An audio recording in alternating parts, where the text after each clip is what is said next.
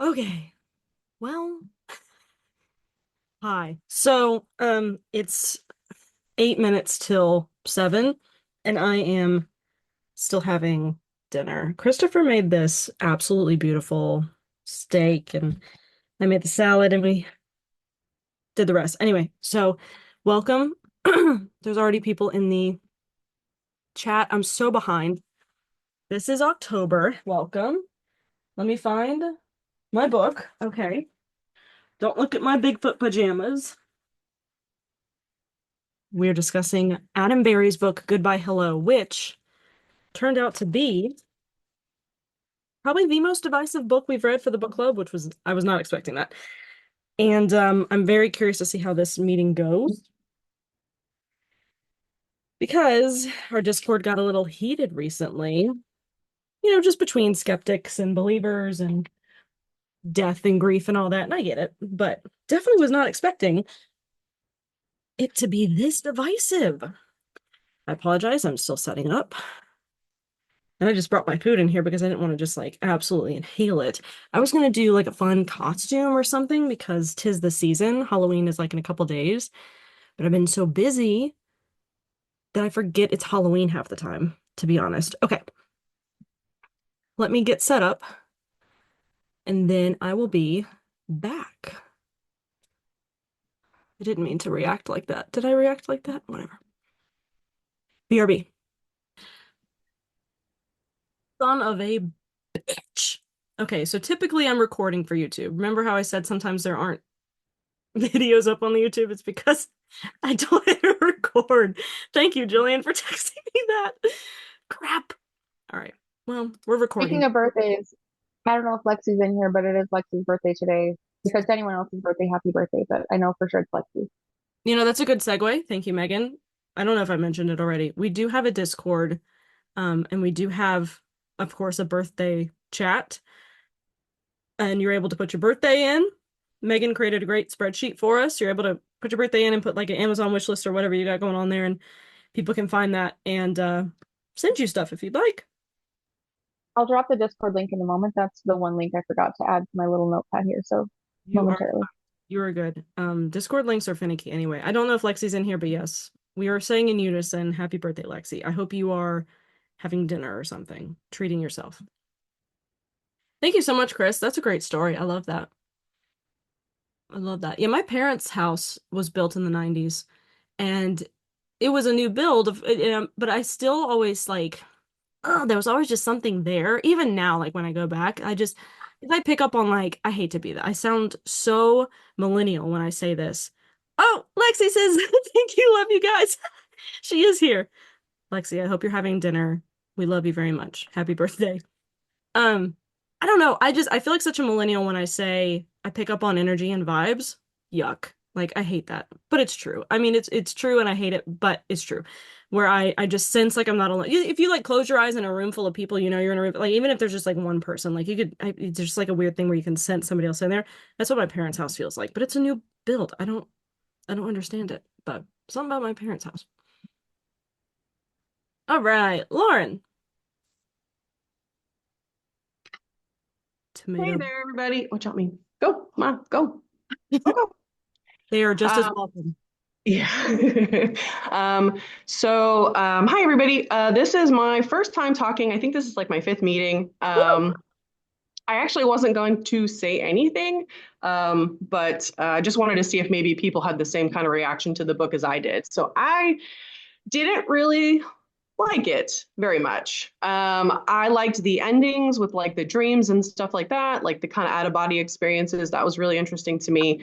But I this book was a little rough to get there for me. And I think the problem that I had with it was so I'm a total ghost believer. I like obsessed with ghost adventures and never really watched Yeah. Ghost Adventures, never really watched Kindred Spirits, but um, I had more of a problem. Like I kept getting hung up on his stories where like the ghosts were responding to him.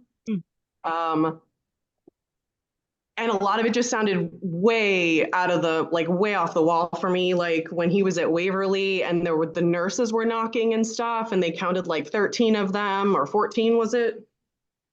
It was a good amount, yeah. Yeah, and I was just like, okay, how? Like how that it was like I just kept getting hung up on things not sounding believable. Mm. Or how the woman who I can't remember her name off the top of my head about how she didn't know she was dead. And it was like, okay, how are you deducing, how are you getting all of these answers from people and you're putting this whole story for all these people together? That I just had a really hard time, I think, grasping, which is why I felt like maybe the book was more difficult for me to enjoy because I just kept getting hung up on like, how did you figure that out? How did that happen? How did they tell you that they didn't know they were dead? Mhm. So I think that was kind of more. So I found them on Tubi for free. So there's like Yeah. four seasons, and I watched a couple of the episodes, and it just I was hoping that maybe I could relate a little bit better watching Adam and Amy do what they're doing, and I wouldn't get so hung up on all of this stuff. But it kind of really didn't help me at all. A That's lot of fine. it sounded like they were reaching. Um, I think he's super sincere, though. I did listen to your podcast yesterday, which I thought was great. Thank you. And he just sounded like so sincere and just so caring about these spirits and these ghosts and where they are and what they're dealing with in the afterlife that, I mean, I think he's genuine and I think that he really does care about these people. So that I really did enjoy. And like I said, I did enjoy the ending of the book, like with all the stories and stuff like that. But I had a really, really hard time with a lot of just not believing a lot of the stories. Yeah. Um, Well, you're that was more, definitely not alone in that. yeah, If that makes you feel any better. You were definitely not alone in that feat. Yeah, I mean that was something I asked him too in the podcast, which you'll know is how what's the believability, I guess, when it comes to like because he goes to like all these conferences, he meets all these people. Like I'm sure every time he meets somebody, they're like, I had this one experience, and it's like, is that how credible do you? And he was like, I have no reason not to really believe people. right. I guess they could be full of shit for all I know, but I mean, why would they? So it is hard though, because you do hear some stories sometimes where you're like, okay, okay, Yeah. like yeah. So totally, but you're definitely not alone in the camp of not liking. It seems like very 50-50. Totally. And thank you for listening to the podcast. I really appreciate it. All Yeah. like 2 hours of it. Adam and I would Yeah. And the extra love. one on Patreon. Oh my God. I had to take so much out because he kept telling me like project and secrets that he's working on. And I'm like, Adam, I can't use any of this. I can't include this. But he would say some stuff sometimes that was real fun. So yeah, I really appreciate that. Thank you. Yeah. All right. So sorry. Bailey. So yeah, like Lauren, I was kind of 50-50 on the book. Like I really didn't like the first half and I liked the second half. And I think what happened for me was that the first half, I've never watched the shows, and so I was kind of like, is he just like pitching his like projects here? And Mhm. I almost read it more as like a memoir. Like he's telling us kind of his life story of how he got into ghost hunting. And so I read it more that way. But the second half I really enjoyed, where he actually starts talking about processing, like the subtitle, like he actually gets to the subtitle. One thing I really liked though, and I was really glad he brought it up. I mentioned in the chat that I used to be a ghost tour guide in Gettysburg, where he Oh, starts. wow. And I really like that he brought up the difference between kind of an active haunting where people can interact with the ghost and the residual haunting. Because I know when I was giving tours, we heard a lot of residual haunting. Um, Hmm. like there was a field hospital that's over where close to where Gettysburg College is now, and when people go into that building, they'll often take the elevator, and the elevator will go down to the basement, and when the doors open, it's a Civil War hospital, with the sounds and the sights and the smells and all of that. And people also often say walking around Gettysburg, they'll get the smell of burning flesh, which is apparently a residual from when the horses that died in battle were burned. Oh. So I really liked that he brought that up because it's something that I think, like the way that horror movies show it, it's always like there's a ghost and it's trying to kill you, and you can interact with it in this way. Whereas from my experience, at least, the residual haunting is much more common than this other stuff. So I appreciated that. Do you have like a million stories from Gettysburg or? Oh my gosh, yes. It's such Okay. a great place for, and people always ask like, well, have you ever seen a ghost? And I always have to Yeah. say like, no, I've never seen a ghost, but there are definitely places on the battlefield where you get this overwhelming, just like feeling. Like Mm. you can tell there's still energy there, and nothing like he saw where he saw the whole battle laid out, though I've heard a lot of people say that that happens to them. But there's certain, like the Farnsworth House and certain buildings that you go into where you're just like, oh, and like people have such similar experiences that you have to think, okay, yeah, that's a thing. Yeah. It's a great place to live. If you haven't visited, you should. I haven't. There's a couple people in the chat uh that said they're going soon. Hi, Logan. Yeah, they said that they're going. So yeah, my cousin Chelsea said I'll be in Gettysburg Saturday. Oh Um, my gosh, yes. I love it there. I've still got family there, but there's a million ghost tours. This time of year, they're a little fewer and far between, but they're so worth doing a couple of them because you'll hear different stories on each tour. There's also a town tour and a battlefield tour. Definitely do both. and you don't do it anymore? I don't. I'm now nomadic, so I'm actually like in Canada right now. But my Oh, family's in Gettysburg, so I swing back there from time to time. understood. Yeah, Chelsea said Chelsea's technically my mom's cousin, I think. I haven't been, but had two ancestors in the battle. One died, so that means I have had, I guess, an ancestor in the battle that died. Interesting. Um, Fascinating. I need to go up there. I haven't been, but heard it's just a very active place. I mean, you see videos and stuff of Gettysburg that's just like it sounds like a battle is happening. Like I can never understand. I gotta go. I gotta go. Field trip. Morbidly curious field trip. We'll go sometime. All right, Jess. Hey there. Hey everyone. This is my first time on the Zoom. I've watched a few of the Instagram lives, but I wanted to be able to join you all tonight. So it's nice to see everyone's faces. Yes, welcome. Um, Thank you. So overall, like I think I thought I would love the book because I've always been really interested in the paranormal and I liked the story. I like more of the storytelling piece, but then I did feel a little disconnected at times. So I enjoyed it.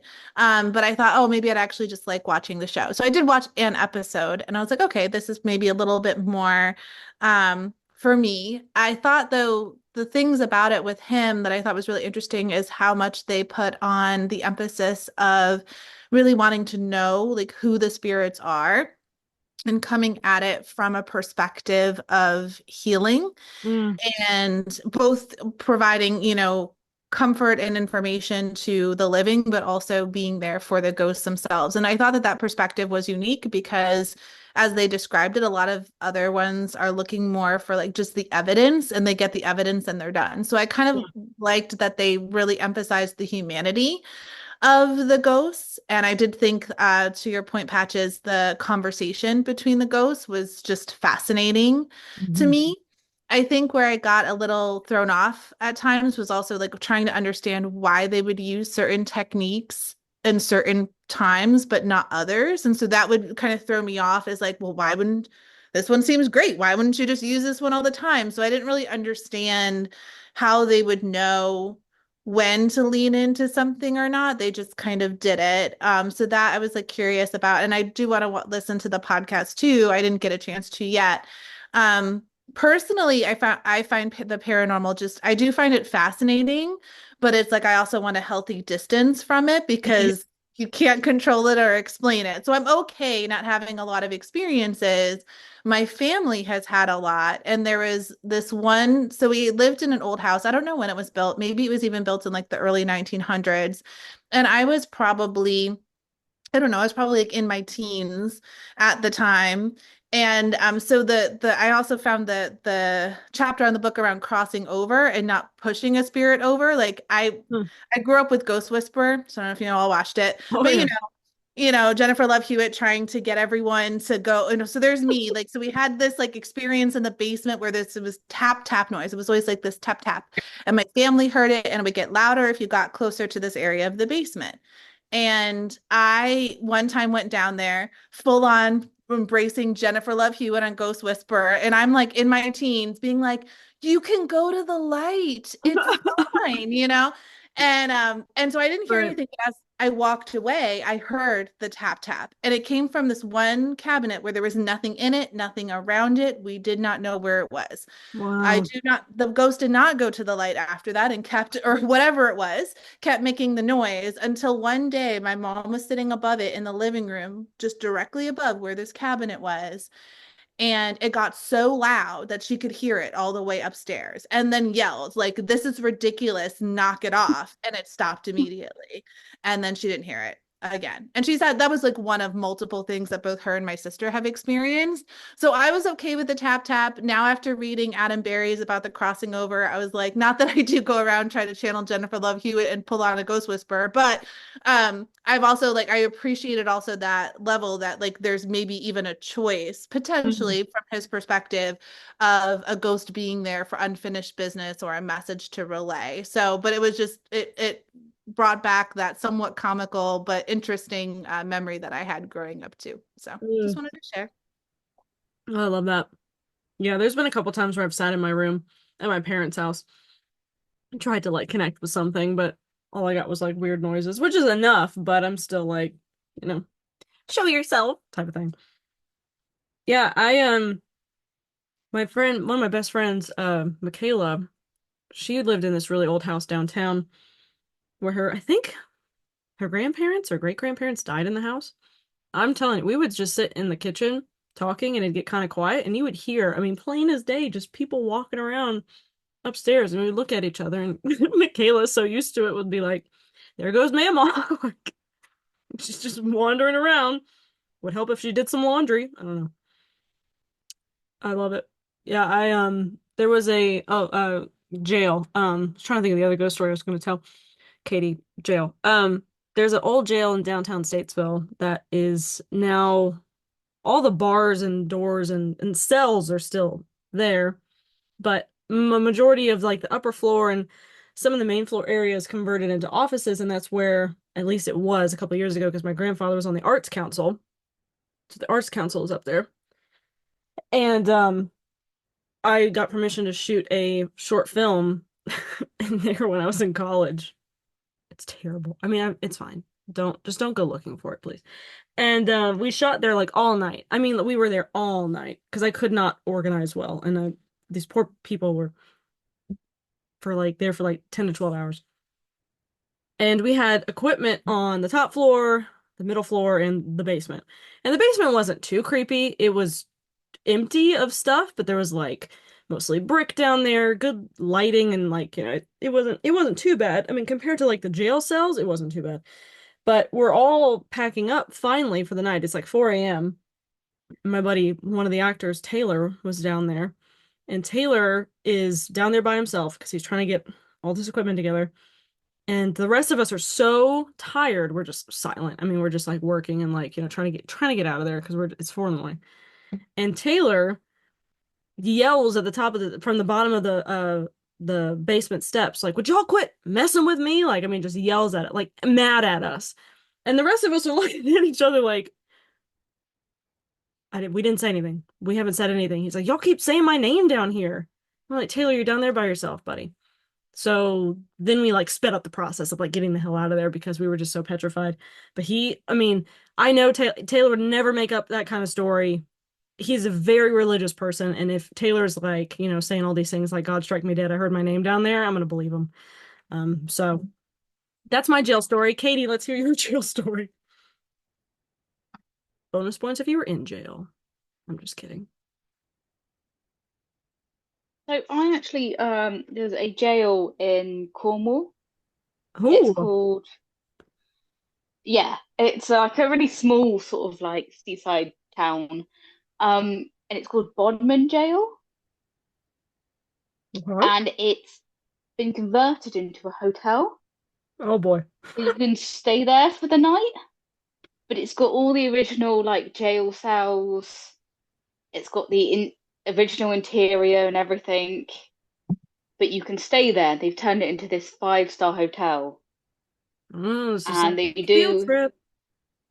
when I stayed there, they did uh ghost night tours that lasted like 6 hours. So it started like at 11 o'clock at night, and you would be like, and then you would get shown to each room that was haunted. Ugh, And I'm not a believer. I don't believe in, like, I would like to believe. sure. I'm open to it. So when I went into the book, I was very open to other people's experiences. Um, so I went into this very open-minded, and stuff happened that I was like, I can't explain this. I can't logic my way out of this. I can't, like, we did a seance in one of the rooms, Oh my and we God, heard a growl, hardcore. and we heard a growling, and this room was deadly quiet to the point where you could like hear yourself, like your heartbeat, yourself think.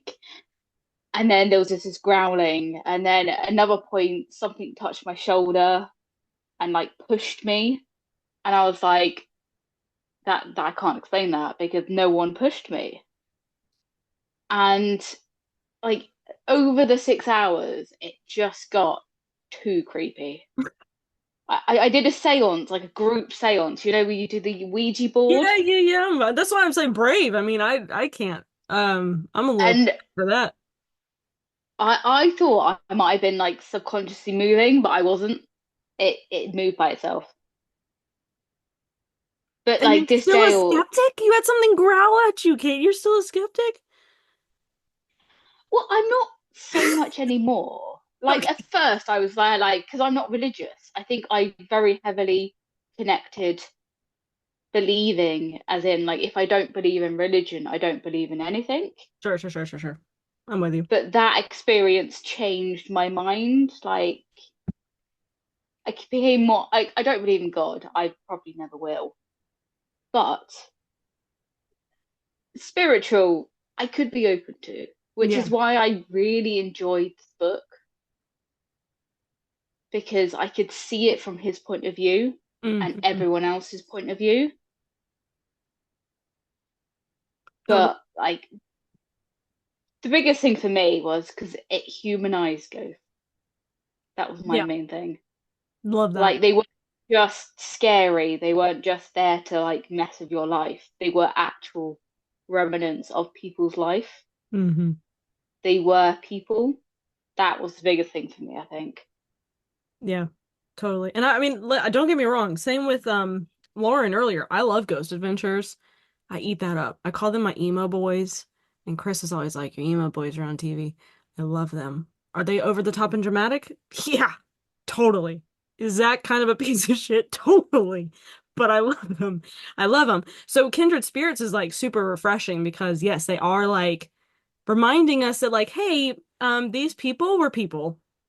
Like it's very refreshing. I really hope that they get renewed. I don't think they've heard anything from the network yet. So if you did like this book, I guess, uh, you know, hype them up on your socials. Let people see that you really want the show back. But that's just so. I mean, some people probably have done it in the past with shows where it's like inadvertent. Like, of course, we know these people were people, and but this is like this really hones in on these ghosts were people as well. I'm sorry, I got kind of distracted by whatever the hell is happening in Amber's video right now.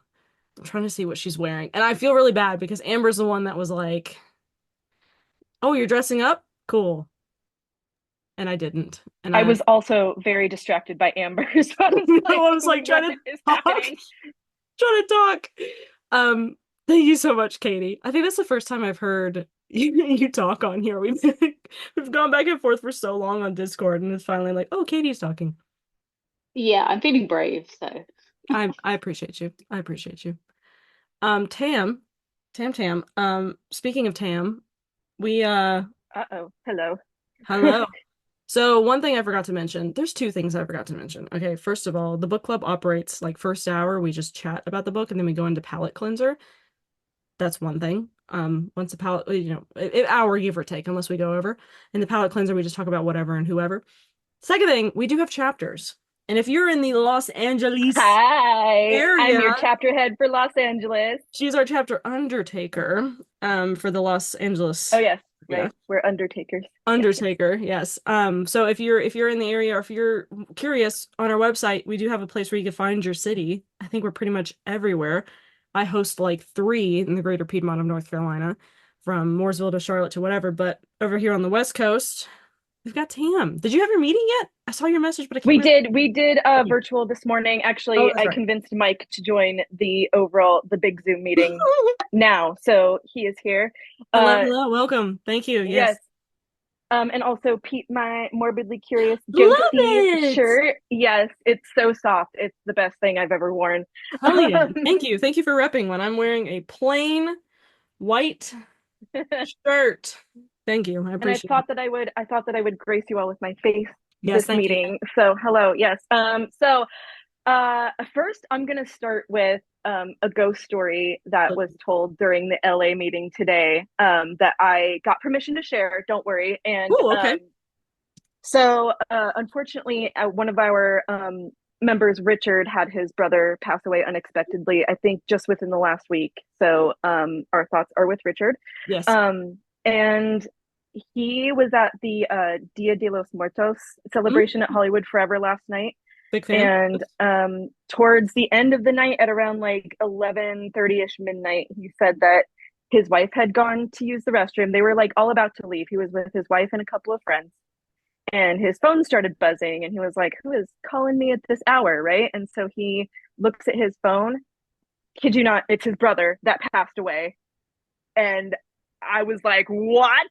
And so he's like staring at the phone for a few minutes. It like takes him a minute to like accept the call, but as soon as he does, the line disconnects. And I was like, what the hell? But he said that he was reading the book during, like this period of grief in his life, and it brought him comfort. So I was glad to hear that. And like he ended up being, I mean, he was freaked out in the moment, like when that happened to him, but he ended up having like a good, like comforting feeling about it, like later on. But that was just absolutely insane. And I had to get permission to share that Yeah. because I have never had any paranormal experiences myself, except for what I think is like a paranormal like visitation dream when I was like 5 years old, and I don't even like remember it. It's just been like implanted into my brain as like, like one of those memories that's like, I don't know if I remember that or if I just remember that because it's been told to me so often. Sure. So yeah, but anyway, I absolutely love Adam. I loved the book. I rated it the highest that I could rate it. Because I, like you, Patches, love everything that Adam and Amy do. And I'm gonna have to check out the podcast at some point. But I loved, like I was on the verge of tears as I like read every part of this book, because it's like I have a very intense fear of dying. So I don't know what happens when we die. I'm an atheist, so like I believe that our energy is recycled into the universe somehow. I don't know. Can't wrap my head around not existing anymore, or just like not having my consciousness, if that makes sense. Yeah. But yeah. So I was brought a little bit of comfort by the fact that it seems like everybody who's had like a near death experience or like has like communicated with spirits, a lot of times people like from the other side say that like, oh, I'm okay. Like that's a big like message that people get, is like reassurance that that person is okay and they're, like doing fine, like whatever it is they're doing beyond the veil, right? But so that brought me a lot of comfort. I really liked the dream chapter. And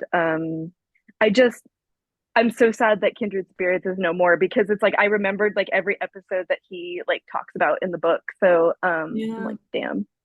So unless you know something that we don't from, talking to him, I don't know if you can say. I asked him and he was like, girl, you know just as much as I do. Oh, damn.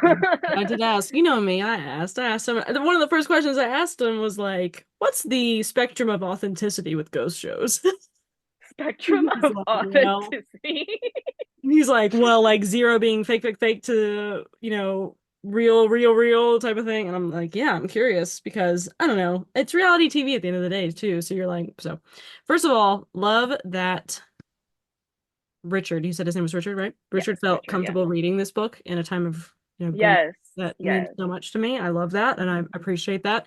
And I understand if like this is not the time to read the book. I know we've had a couple Yeah, viewers that are and like, that's not right and now. that's what I said too. And we had another person who would she said that she would not have picked this book up at all, but like she gave it a chance and like ended up really enjoying it. So that was really cool to see too. So I hope that everybody picks up next month's book and like gives it a try and discusses with us. So Yeah. thank you for letting me run the LA chapter. I love you. And yeah. I gotta come visit. I gotta come visit. Another ghost story I have is actually in LA because obviously, like, you throw a rock and hit anything, and somebody's died there when it comes to Los Angeles. So I was at the Millennium Biltmore in downtown LA with a couple friends, and that's obviously the spot where they first were hosting the Oscars, I think. And similar to I think Jess was saying earlier, I am curious as to like why you bring out certain equipment at certain times. You're like, obviously the Estes method is like proven to be so effective. Like, why are we not using the Estes method all the time? So we brought out equipment like that, and one of the things that they had was an iPad that picked up frequencies through, I think, AM or FM radio. I'm not sure which one.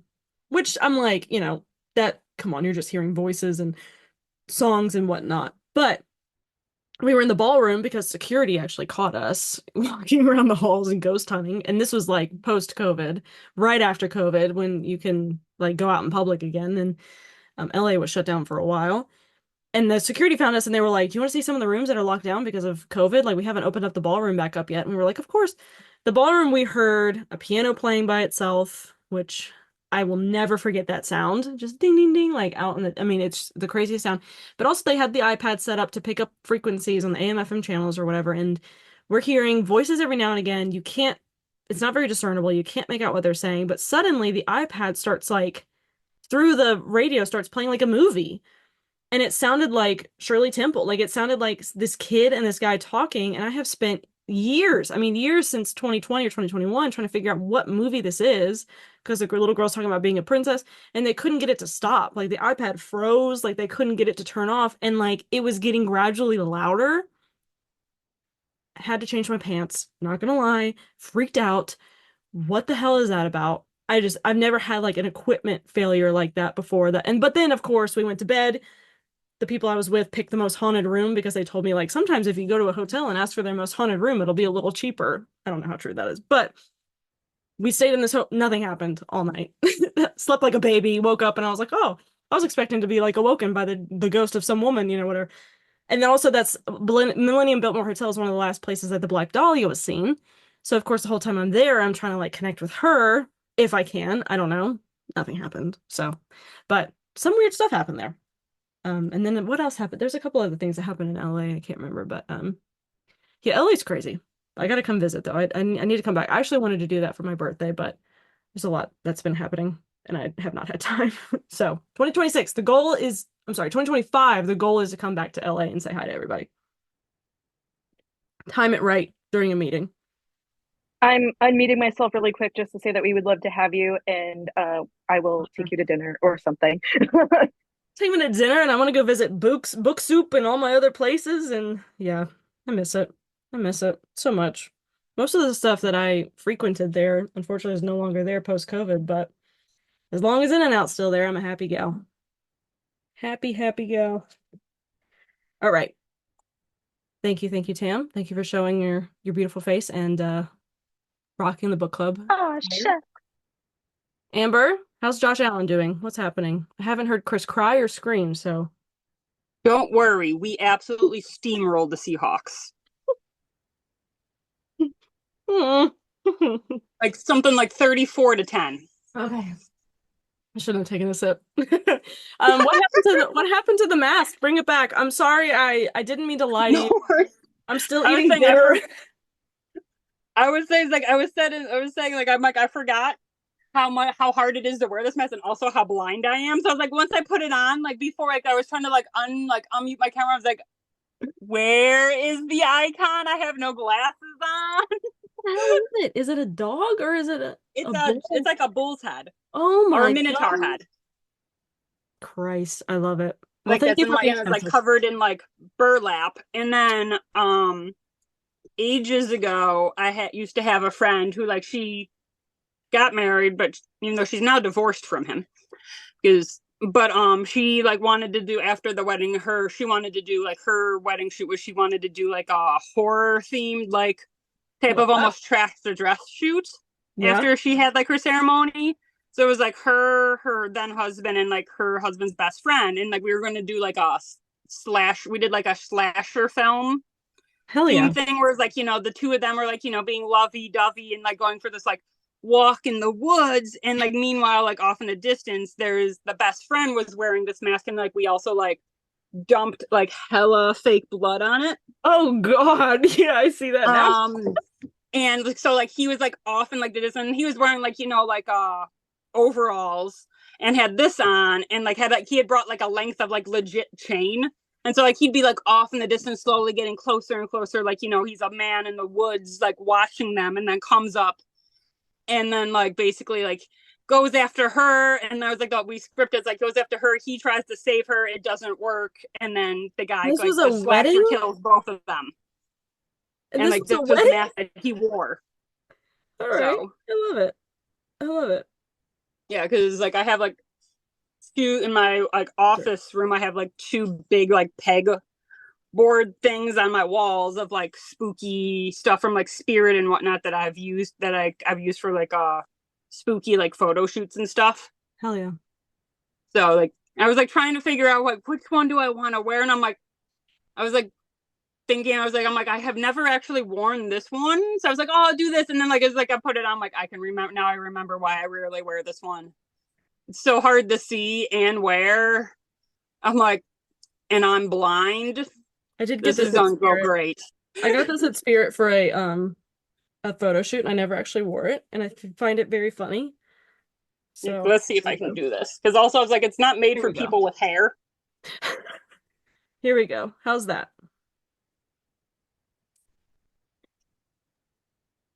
I mean, I would join your religion, but I guess I already kind of have. So yeah, welcome. This is actually already a cult. Thank you for participating. Tell me about your thoughts and feels, Amber. Did you read the book? What'd you think? All right. Well, I was gonna say like, yeah, like I enjoyed the book, and like I'm somebody like I already like when we read Amy's book, I think.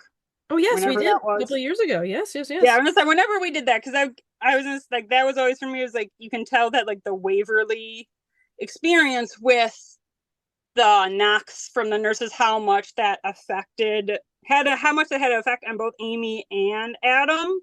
Mm-hmm. Because like that's also like the opening like experience that Amy opens her book with. So it's like you can tell like how big that affected both of their like experiences, and like how they do what they do and why they do what they do. Yeah. But yeah, and like for me, it's like I'm like I enjoyed it a lot, just because like I like that like he threaded the very fine line between like talking about like grief and spirits, like that, like the actual ghost hunting and specifics of things, and also like the kind of like the spiritual aspect, and then also like his own life experience. Like he kind of threaded the needle, I think, very nicely of like a lot of the different topics that he was covering without.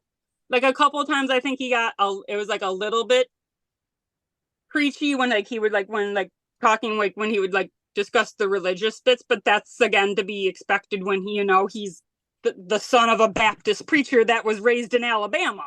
Sure, like that's literally like part of his like DNA. It's in his blood. Like he's going to be preachy about those things. Like that's what a Baptist is known for. Sure. Yeah, I was kind of surprised when he said he was a Baptist. Not gonna lie, I was like, oh, okay, cool. Right. I was like, also like when you pull out the Alabama, I was like, oh. Well, did you hear him talk? His accent is. Well, yeah, it's like I would always kind of guess that he was like Southern, but like him being a Southern Baptist from Alabama, that is not a trio of things I ever expected to be like, Right. you know, the origins of Adam Berry, well-known gay ghost hunter.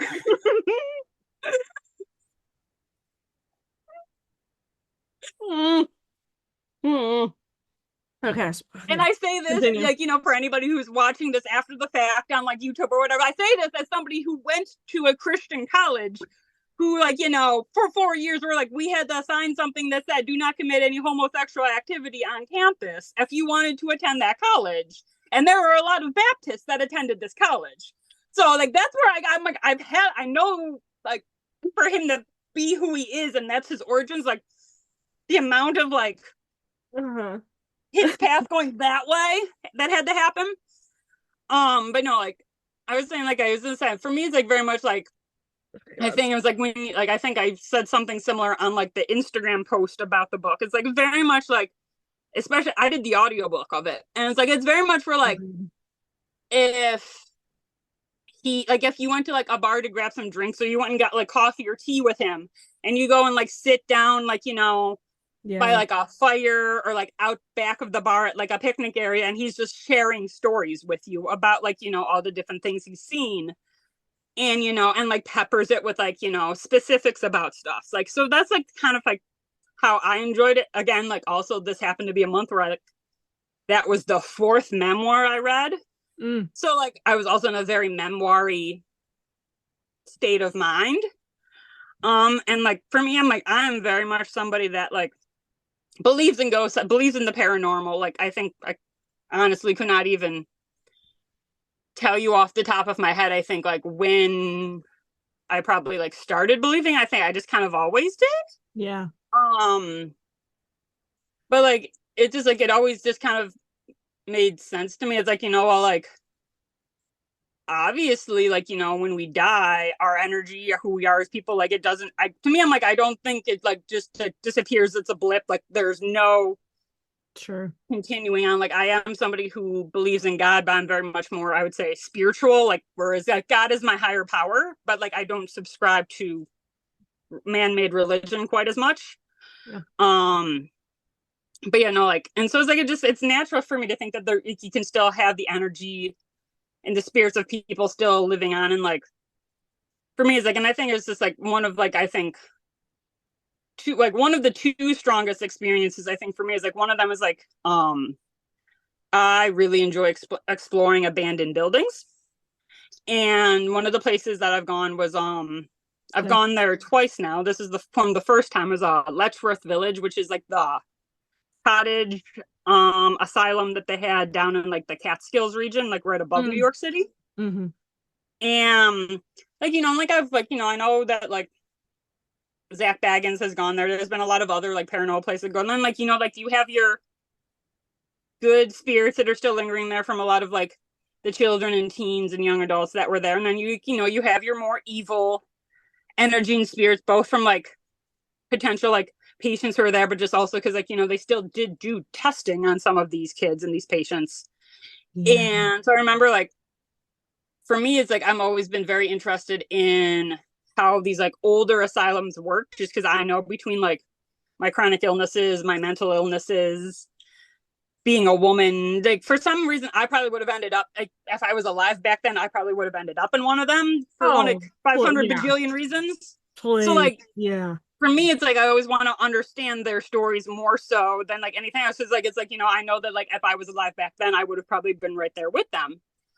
And so it's like I went in there wanting to like, you know, to know more and be able to like kind of like document and tell the story of these like energies. And like I remember like the first time I went there, I was really like I wanted to be really super respectful, because I knew that like when again, like also for me, it's like I think like any place that has a lot of like emotion and pain and just like tragedy in a place like that, like no matter what, it's just going to have a different sort of like energy and vibe and people that exist there.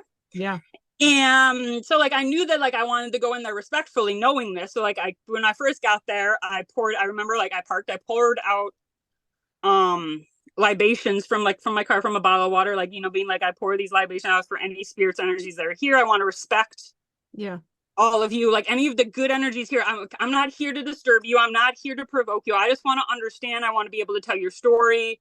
Like, Sure. I'm not here to like, disturb you and make you angry. And if in return y'all can protect me from any dark or evil energies or spirits that are going to want to try and do something to me or affect me while I'm in there taking these photos, that would be cool.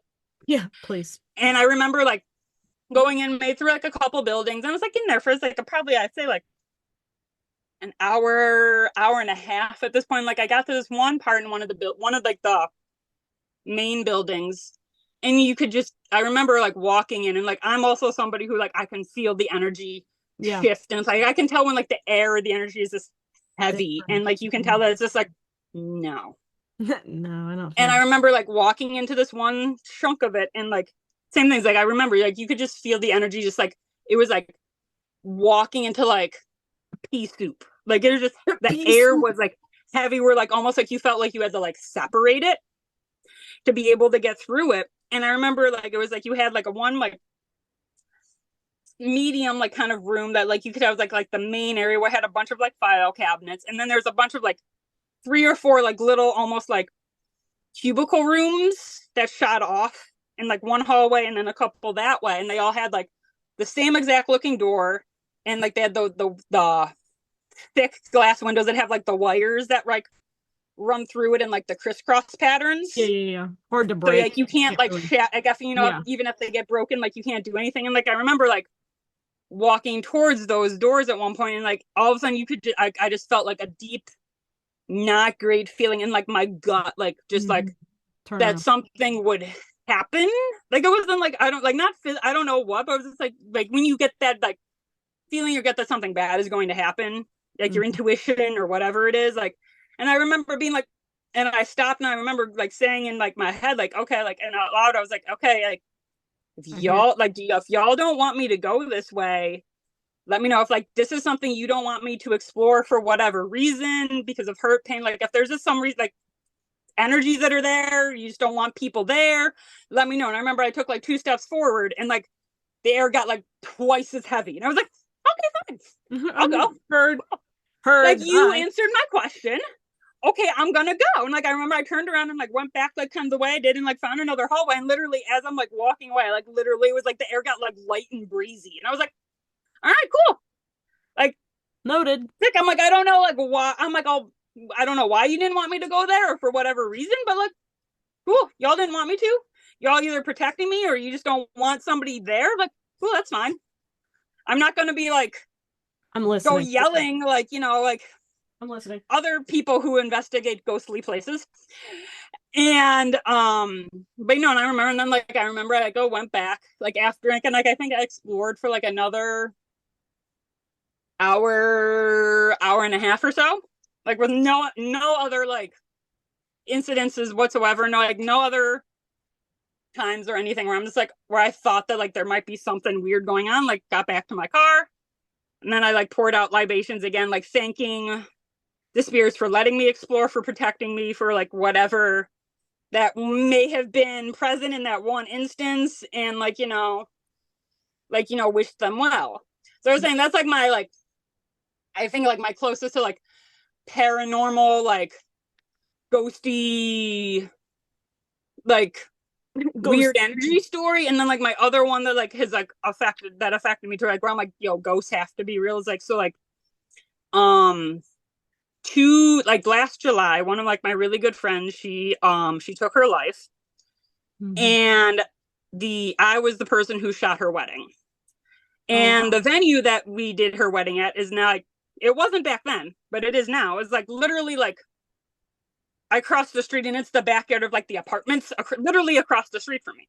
So like her best friend that I was also good friends with was like on Facebook Live just talking about things and her emotions and stuff. And so I had my phone like this, and I'm like, okay, I'm gonna go like walk over to where we did the wedding. Like it's the middle of the day, so there's not gonna be an event. And like I'm like, I wonder if I walk over there while I have Jenna on live, is there a chance that maybe I'll like hear Sam, see Sam, get a sign from Sam, like because I'm like just because I'm like that would make sense. Because like we were all, because also like Sam was like 1000% into witchy shit. Like Halloween, like literally her actual name was Sam Gordon, but the name everybody knew her by was literally Sam Hain. Like that was her like chosen name that she like everybody identified her by was literally Sam Hain. Right. Like if you went into like her house, like it was literally like a Halloween exhibit at all times, like Love that. all over the place, the front yard, everything. As it should be. Yes.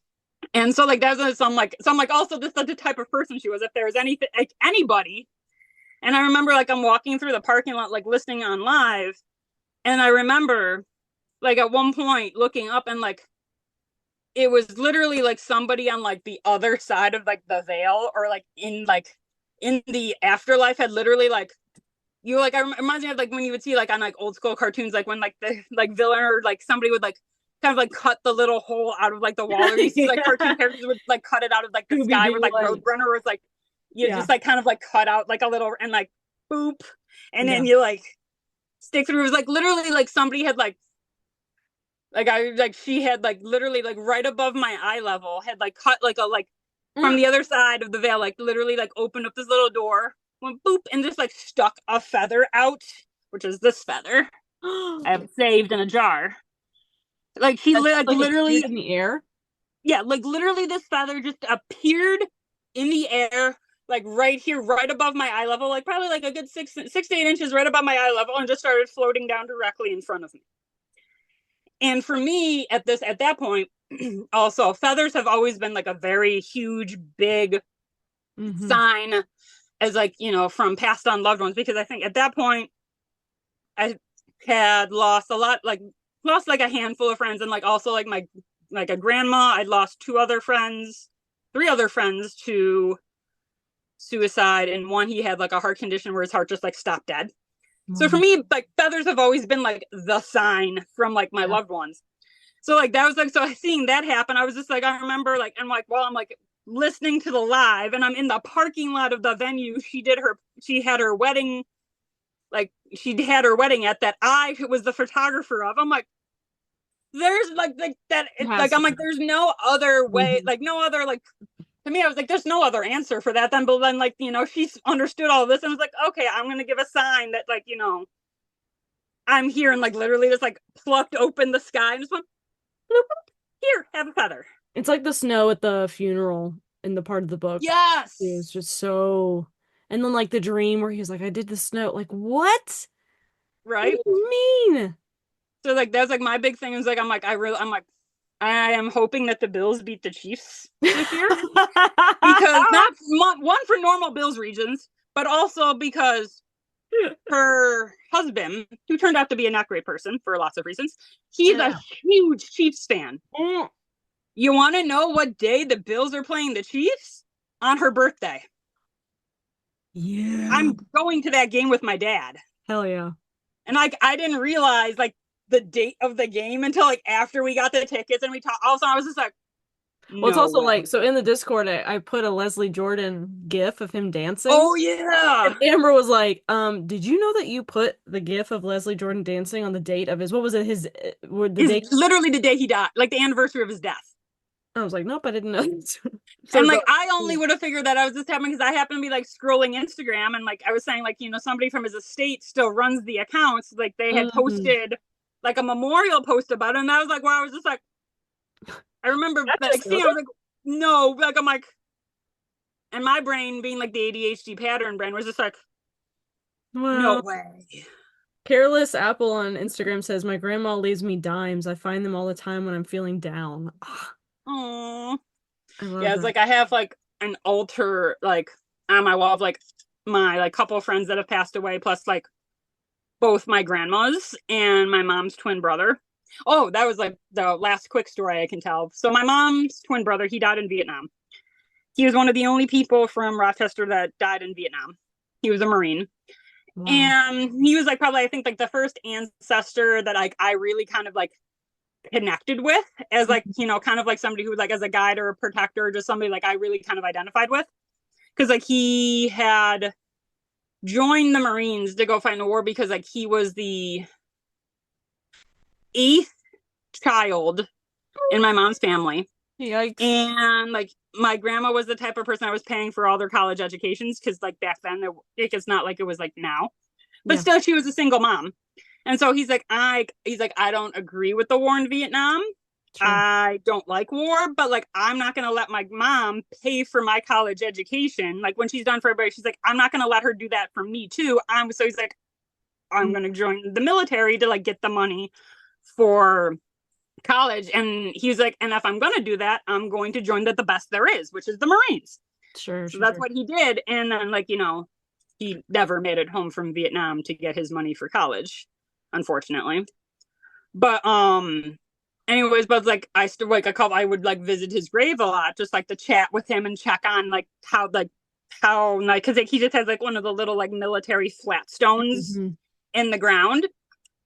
And I remember like I wanted to ask him a question or something, and I brought like a deck of tarot cards with me, and I had to make sure that, you know, that I was talking to him and not like some other like random spirit or whatever. I remember asking like, and I remember going, is there like anything you want to tell me that's like, you know, specific to you? And I remember the cards that I got, and I flipped over some cards, and literally I remember like reading like the explanations of it. Literally, like it was like, well, I'm dead. And like my mom's twin brother is known for being very sarcastic, pulling pranks, being a jokester. You're right. So for me to like ask him that, and like his first response to me is like, is there anything you need to tell me that's like specific to you? Well, how do you I'm dead. think it's going, Amber? Well, how do you think? Yeah, like how do you think it's going? I'm dead. I'm dead. What else do you need to know? Type of like mentality. Yeah. But yeah, and so like I remember I was like, I'm like, All right, noted. that's Cool, I know who I'm talking to. I love that. I love that. Well, we will all be rooting for the Bills. Steph in the chat said, Amber, you're my person who I send the Bills super fan house to. So we will root for the Bills. We'll root for the Bills. Thank you, thank you. I'm gonna go ahead and move on to Mike. Thank you so much for joining us, Mike. Hey, glad to be here. First of all, a very unpaid political message. Tam is awesome. I love being part of the LA chapter. I've been the last, I don't know, 4 months now, usually in the cemetery. So yeah, she's just spectacular, great leader, and great at leading our group. So Oh goodness, please stop it. I love our Please group stop so it. much. Yeah, our group's amazing. It's really I cool. love We it. get new people every month, and then we get some old people back in. So it's really nice to meet all the new faces. So that's it. 2 thumbs up for Tam. 1 thumbs up for the Buffalo Bills. I'm a proud alum of Brighton High from Rochester, New York. So Amber, No if you're kidding. that neck of the woods. Yeah, I was born in Toronto, but we moved to Rochester. Anyway. No So shit. my mom is No all decked out in Buffalo Bills stuff today. I would have been, but Vincent Price is more appropriate for this time of year. Yeah. So it's Vincent Price today.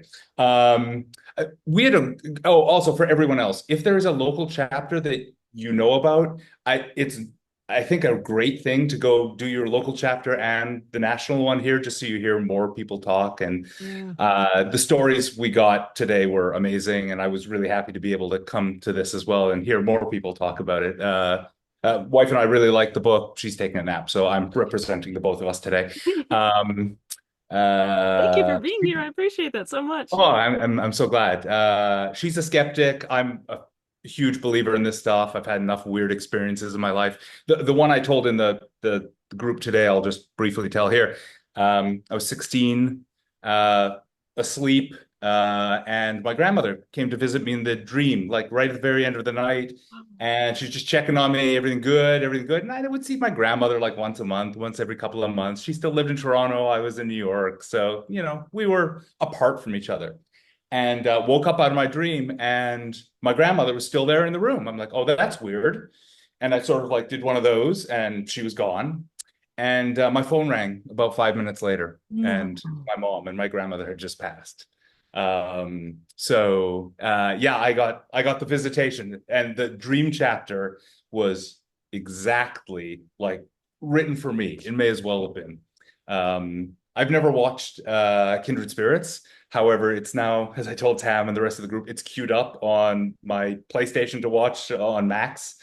So that's where they're all streaming right now, what used to be known as HBO Max, which is now just Max. And we're going to start binging it tonight. Really connected with Adam. I loved his voice. beginning of the book was a little slow, but it really picked up by the end. And I love the way he told stories, and you could feel that he's a good person. It's not a zero-sum game with the homeowners and the spirits. It's a let's help everyone. And I really felt that attitude is what a lot of these ghost huntry kind of places are like. We're here to clear out the bad energy, get rid of the demons, like that sort of thing. And I loved his approach. So excited to throw, more views at Kindred Spirits and see if I can get him another season or whatever. I know. And that's it. So I Thank also you. love to see all the cats and dogs that have shown up in the I Zoom know. meeting. I know. I've been watching. I Yeah. love. Did you say Chewy was your dog? Your Yeah, cat? Chewbacca. Yeah, that's one of the cats. The other one just didn't come in. Yeah.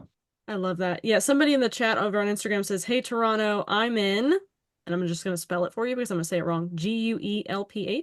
Hey, Guelph. Yay. Okay, Guelph. Hi, Guelph. Neighbors. Okay. I saw that. And another really weird coincidence that Mike, you're from Brighton, and we're talking about death and grieving, and you just said that you have a pet named Chewbacca. Yep. Oh boy. That's the name of my dog I had to put to sleep in February that I currently have an ofrenda for set up above my fridge for Day of the Dead. There's so many Rochester people in this group. That's so funny. Our May book, Without a Prayer, Susan Ashline is in Rochester as well. So that's kind of local. I'm like, out of all the people here in this chat that could also have a pet named two Chewbaccas. Chewbacca, while we're talking about death and grieving and dying during the Day of the Dead celebration, is the person who is like all of a sudden we discover is from Rochester. And I see Bear is in a onesie. Is that what that is? It's not a onesie. He's in it's a hoodie. It's his Halloween hoodie. But yeah. This is Chewbacca. We call him Chewbacca. That's his Instagram name that I do not manage anymore, but I tried for a little bit. I love it. I love it. Yes, please bring your pets to book club. I've got 2 in here. I had Winston up in my lap. I have 8 cats, so only 45 minutes down the 401 from Toronto. Interesting. Yeah. You're saying a bunch. I wish listen, I want to go to Canada so bad. I've always wanted to go. I have 8 cats and they all have human names because we're not having children, so we're spending all that time naming our pets. Steph, thank you for your patience.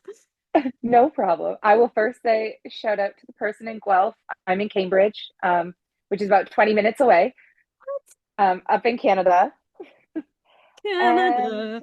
And, yes, we love Canada. I will say I so badly wanted to love this book. Like, I was so excited when I joined the book club and I saw that this was the October pick. And then my stupid academic brain just wouldn't let me. I hear you. I gave it a 6.5, really leaning towards a 7.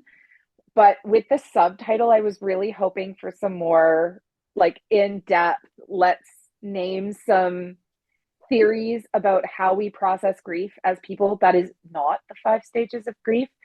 Sherry will know I got on my soapbox on Saturday to talk about how I hate the 5 stages of grief because it's not actually about the death of other people. It's about coming to terms with your own terminal diagnosis. Sure. Which I say because I am a grief academic. That is my job. Yes. Hell yeah. So hell yeah. Is that okay? Yes. I'm excited about it. I'm very excited about it. So it's a great job to have. It's heavy, but it's a great job to have. And so I really wanted him to kind of dig into the meat of that, especially because when you see a book like that sitting on a shelf, the chance that someone who is acutely grieving a loss is going to pick that book up and expect to find some kind of magic wisdom in it is quite high. And so that kind of worries me. I also really wanted to love it because I love Kindred Spirits and I love Adam and Amy. But I have been a fan of Amy's podcast, Haunted Road, since the beginning. I need to listen to that. Amy, I hope you're It's so good. I'm so behind on it's so good. That podcast and listening to it. I need to listen. Okay. Yeah. So, and I love her storytelling more. Yeah. I was very thrown, and I found it hard to stay connected to the book because he would start a story and then be like, I don't want to talk about that right now. We're going to come back to that. And I'm like, my brain can't do that. You need to finish what you started, sir, right now. Please finish your story. Please tell me. I will forget. And then I'll be like, you'll come back to it and be like, remember that thing like 2 chapters ago? And I'll be like, no. Like, I'm sorry, I don't. But also as I call myself a reformed skeptic because I was very much a skeptic. But my other job, because I have multiple, because hustle culture is a thing in this economy. Capitalism is I work in hospice. So wow. I've had some experiences. I've also had one very powerful, which this is the one I will tell you about. I've had one very powerful daytime experience. Sherry said your soapbox. Your soapbox is was fascinating. So that's why I chuckled right there. Yeah, please tell us everything. Okay, go ahead. Yes. I used to work in a group home, and one of our clients, we used to have to drive to Penetanguishene, Ontario, which, if anyone is familiar with Canada, that is where Waypoint Mental Health Facility, which used to be the Oak Ridge Asylum, and the Carl Beck House is. It is also still actively the prison for mental health folks. So people who plead insanity in their cases live there full time under full care. And I have been pushed into a wall. I have been scratched. I have been grabbed, like fully in the middle of the day, full daylight, like walking down a hallway to like go to the bathroom while my client is in his treatment. Oh my God. So it's like, I really wanted to be like, and at that point I was highly a skeptic. So I was like, I really wanted to find an explanation for this that was, I was like, well, like I'm clumsy. I have dysautonomia, which is POTS for most people who are not super medical. So I was like maybe I just got dizzy and I tripped into the wall. I'm like, I know I didn't, but I really wanted to explain it away and I couldn't. And then I started working in hospice, and one of the things is pre-death, like very pre-death, like we say usually a person has about 24 hours when this happens, is people get visitations from their deceased family members who are coming to bring them to like bring them through the journey of death. And so they'll be like, there'll be a woman who's like, my husband came to see me today. And it's like, okay, so you like kind of are like, oh, all right, how do you feel about that? Kind of talk about them with it. And then usually you literally leave that room, go tell someone, and you call the family and you're like, you need to come. Yeah. This is going to happen. So like, there's just been so many experiences where I'm like, I can't be a skeptic anymore. I have to believe in this because things have happened to me.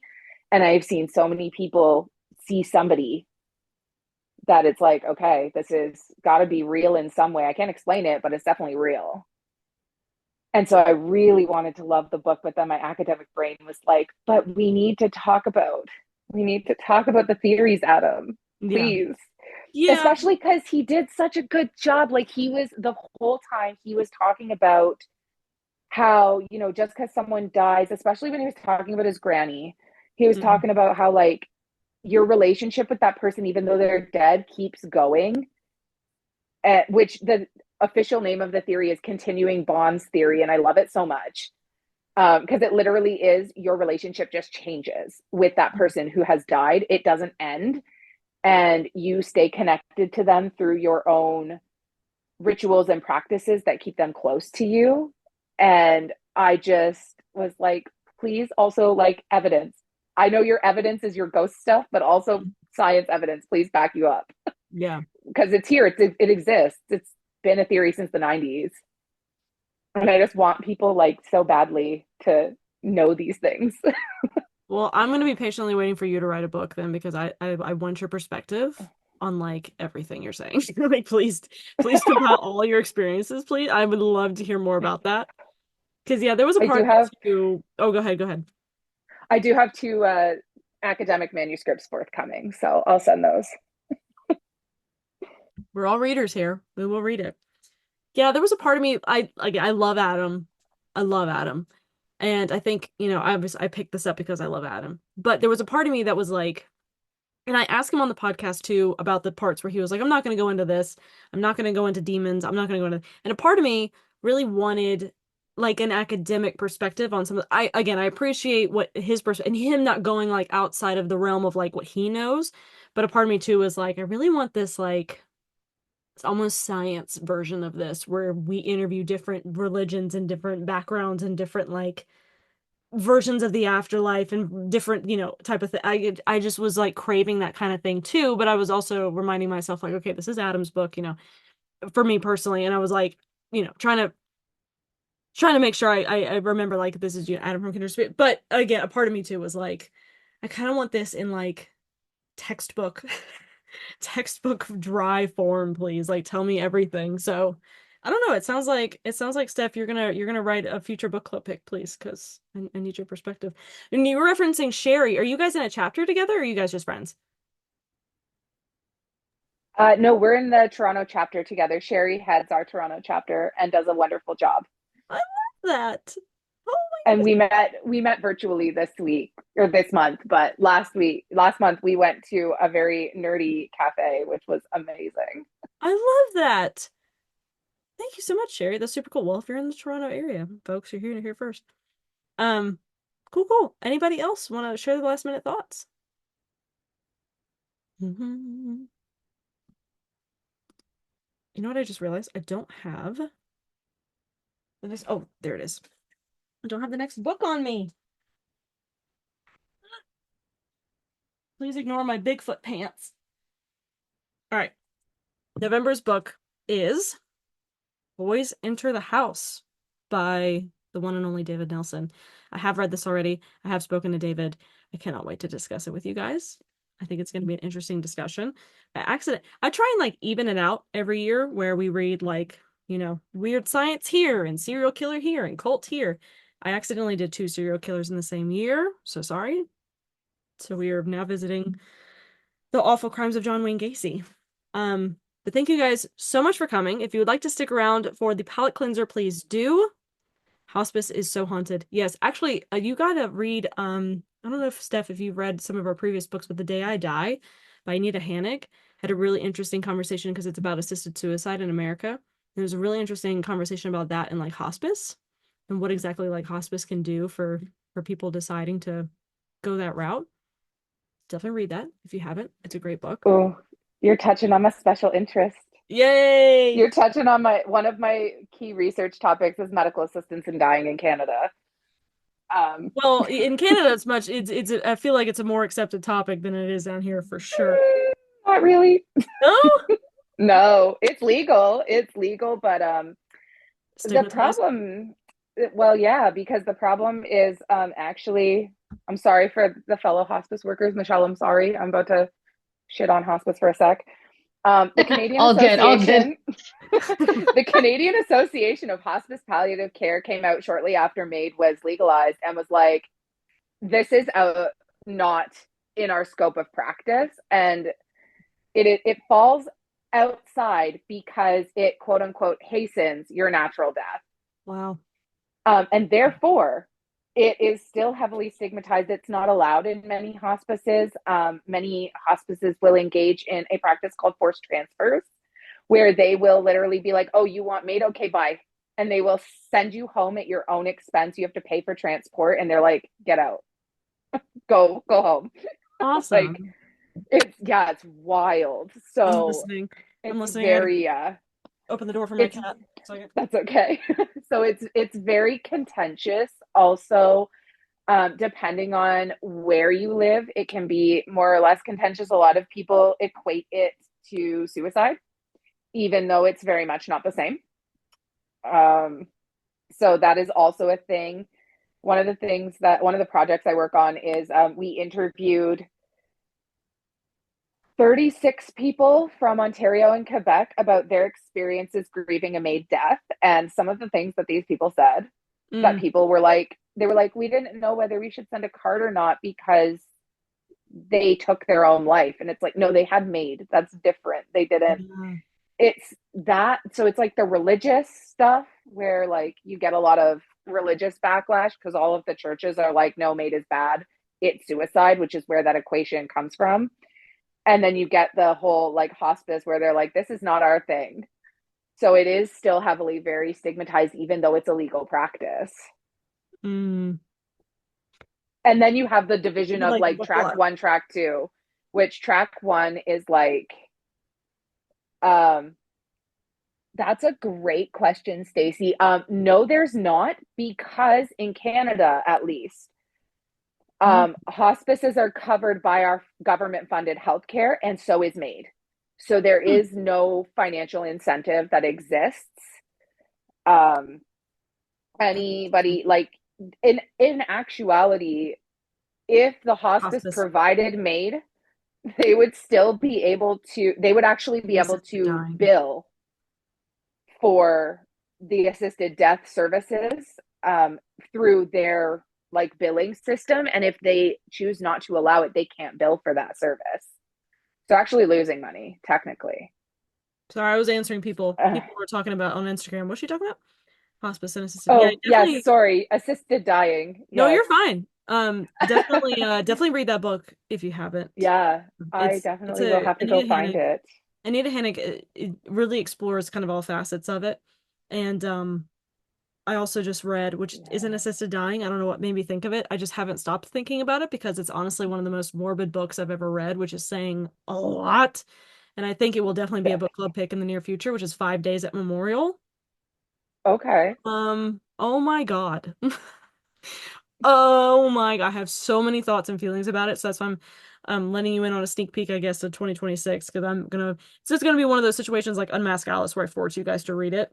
Because I think it's gonna create a really good discussion, but also it's just like that book felt like a gut punch. I posted that I read it and somebody responded on my story and they were like, "What'd you think?" And I'm like, "I don't know. Everything hurts though. Like I don't feel great. I don't feel good at all." So anyway, I'm gonna go ahead and end the live on Instagram, and then we'll continue our discussion or palate cleanser over here where I want to hear what you're reading, what you're watching, preferably not morbid. Let's move away from the topic unless it is. I don't care. I'll listen. You guys know me. Thank you guys so much for joining us. All right. I have to pee so bad. So bad. Okay, let me Go piss, girl. Go piss, girl. It's my favorite meme. I'm so glad people reference that still. The first thing Amber says in the meeting. Alyssa, not Amber. What?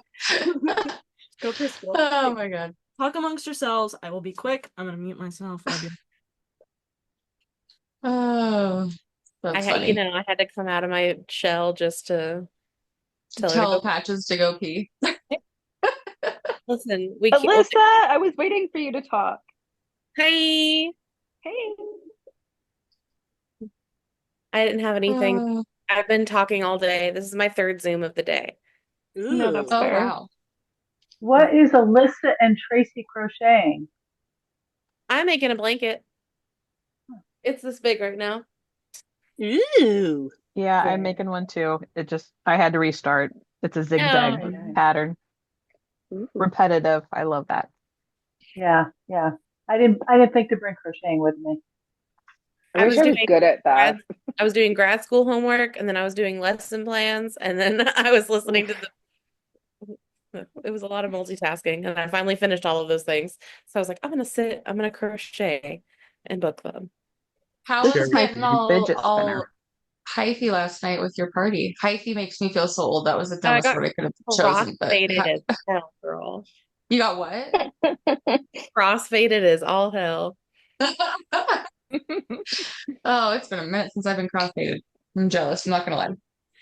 By the way, if you've never been on the Zoom palette cleanser before, this portion is kind of a free-for-all, so you can unmute yourselves. It's not recorded. Yeah, just you can unmute, do whatever you want to do, talk about whatever you want to talk about. We're good. I did buy 2 books today. Ooh, what'd you buy? I bought Come Closer by Sarah Gran. I loved that. I loved that. I keep hearing it recommended. I wanted something